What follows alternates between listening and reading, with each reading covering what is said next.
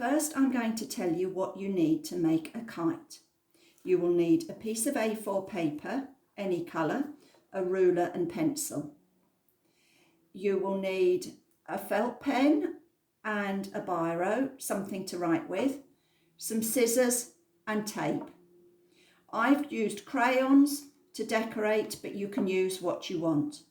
If you want to then make a kite that you think might fly, you will need either a bamboo skewer or a twig, some string and a tube to roll it round, a hole punch. And to add tails, I've used an old plastic carrier. You could use a bin liner or any other thin plastic. Stage 1, you will need to fold your paper in half, carefully matching the edges. Make sure you crease down the fold. You will end up with your page looking like this. Then take your ruler and measure 2.5 centimetres from the folded edge. In the opposite bottom corner, measure 2.5 centimetres from the open edge. Join the 2 dots using your pencil. You will then end up with your page with a line drawn across it. You need then to fold across that line. It will look a little bit diagonal. Make sure you crease well.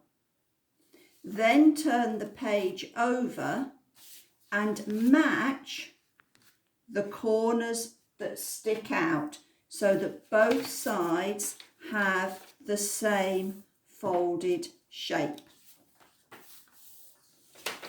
It will look like this. You then are going to write on the memory verse for today. I've already done mine using my felt pen. To do that, open your kite along the fold so that you can see both halves. Use your pen to write, "Call to me and I will answer you." Jeremiah 33 verse 3. When you've done that, open your kite and inside write a prayer to God.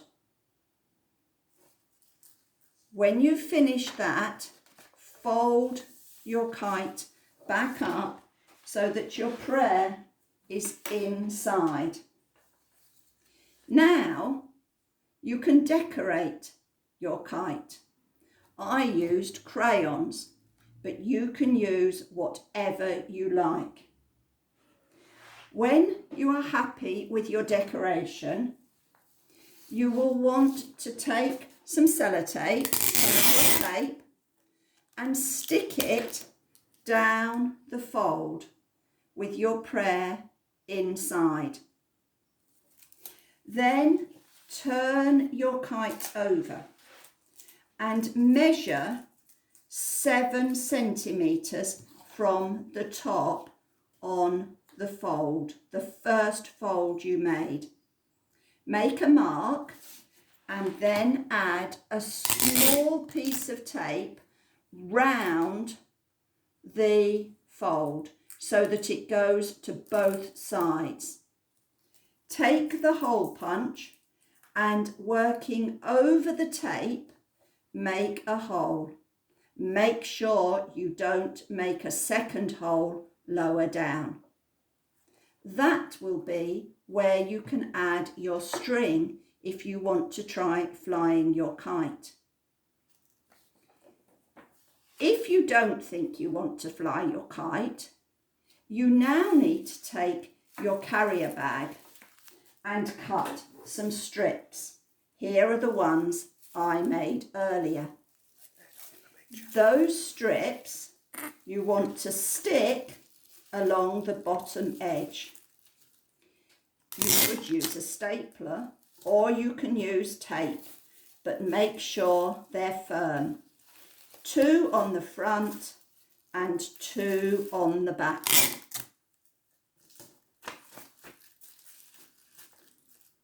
This gives you a classic tail to your kite.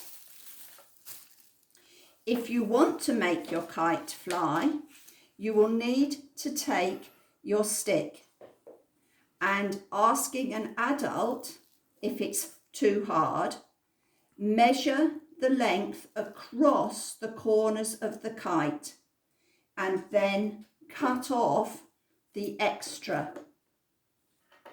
You then stick your cane across your kite.